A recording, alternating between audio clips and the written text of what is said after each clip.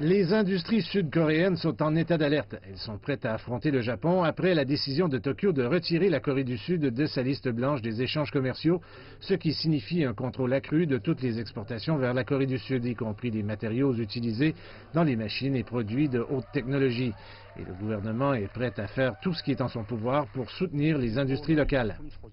Les entreprises qui dépendent fortement des pièces et des matériaux japonais peuvent connaître des difficultés maintenant.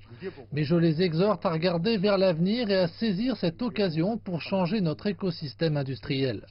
Je vous promets que le gouvernement les soutiendra énergiquement.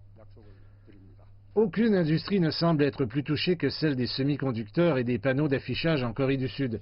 Début juillet, le Japon a restreint l'exportation de 3 matériaux essentiels utilisés pour la fabrication de puces de mémoire et les écrans d'affichage.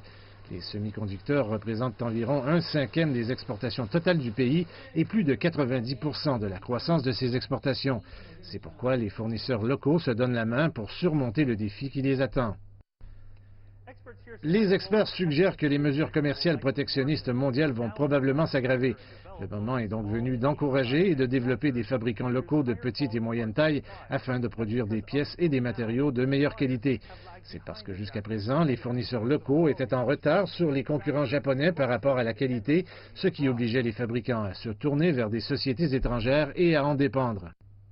Il existe une notion selon laquelle les produits sud-coréens sont inférieurs, que les composants de semi-conducteurs et d'affichage doivent être les meilleurs et avant-gardistes. C'est pourquoi nous devons élever les pièces, les matériaux et les équipements de semi-conducteurs coréens au niveau mondial. Le président Moon promet d'allouer plus de fonds aux petites entreprises. Il est convaincu que les entreprises peuvent transformer une crise en opportunité et de nombreux propriétaires d'entreprises sont d'accord.